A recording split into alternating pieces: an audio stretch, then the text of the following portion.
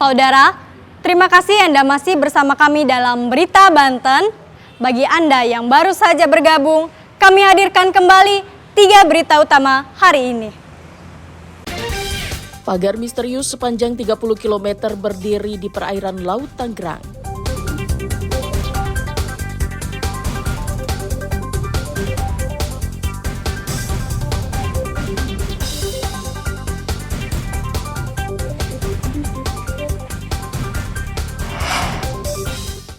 Sempat seret polisi 100 meter, komplotan pencuri tiang PJU di kota Cilegon ditangkap.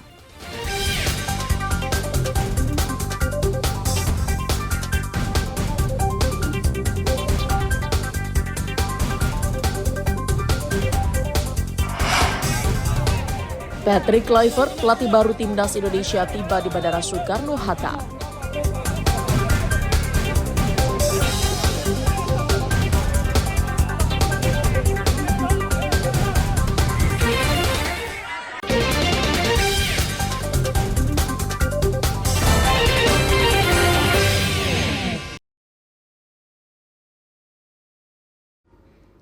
Inilah rekaman CCTV seorang polisi, Ibtu Yovan Pratama Baghdar, terseret mobil bak terbuka yang dibawa komplotan pencurian tiang lampu penerangan jalan umum di kota Cilegon. Kanit Reskrim Polsek Ciwandan langsung mencegat pelaku dan melompat mendekati pintu mobil. Namun Kanit Reskrim itu tergencet pintu kendaraan sehingga terseret sejauh 100 meter.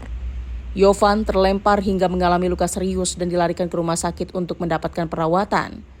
Sebelumnya, Ibtu Yovan mendapat laporan dari warga adanya pencurian tiang lampu penerangan jalan umum. Yovan saat itu berusaha menghentikan kendaraan pelaku. Tim Resmo Polres Cilegon bersama tim Subdit Jatan Ras Polda Banten akhirnya meringkus para pelaku pencurian besi tiang lampu. Pelaku ditangkap di rumahnya di Ciwandan, Kota Cilegon. Komplotan ini berjumlah 4 orang, namun salah satunya berhasil kabur dan ditetapkan sebagai buronan.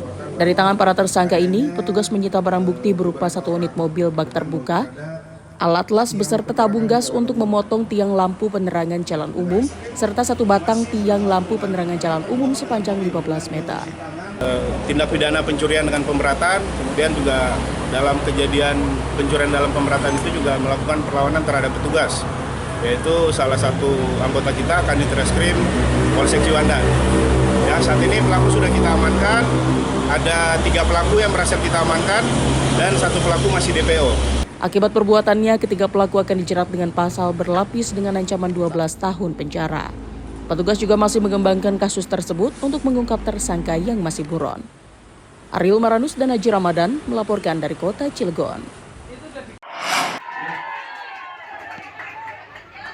Sejak beberapa pekan terakhir, warga desa Lewilimus, Kecamatan Cikandi, Kabupaten Serang, mengeluhkan udara di lingkungan mereka tercemar limbah pabrik. Limbah berupa kepulan asap sering keluar dari cerobong. Tidak hanya siang, asap juga keluar malam hari. Ada 2 pabrik di sekitar tempat tinggal warga yang diduga mencemari udara. Khawatir polusi udara akan semakin memburuk, puluhan warga yang didominasi emak-emak pun mendatangi kantor desa. Mereka meminta pihak desa turun tangan dan mendesak perusahaan untuk memperbaiki sistem pengolahan limbah agar tidak mengganggu masyarakat. Akibat udara yang tercemar limbah atau polusi, banyak anak-anak balita yang mengeluh sakit seperti sering batuk, mual, dan sakit kepala. Polusi udara mengganggu pernapasan anak kecil, Pak. Anak kecil batuk, muntah, pusing, mual. Pabrik apa, Bu? Pabrik Arpa, nama satu lagi nggak tahu, saya lupa. Sanuang ada 2. Polusinya apa, Bu? Polusinya apa, Bu? Polusi asap. Asap ya?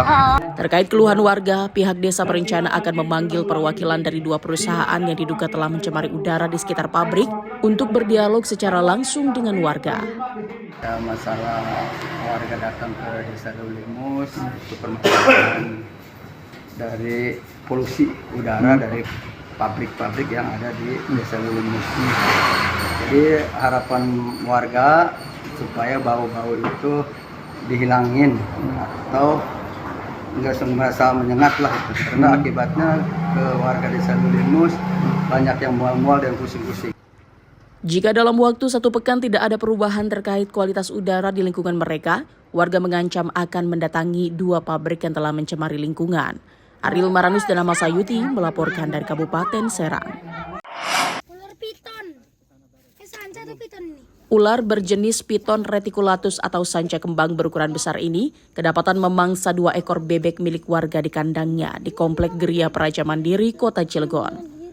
Satwa melata berdarah dingin dengan panjang kurang lebih 3 meter dan memiliki berat 20 kg tersebut kemudian ditangkap dan langsung dievakuasi ke tempat yang lebih aman agar tidak sampai memakan ternak warga lagi.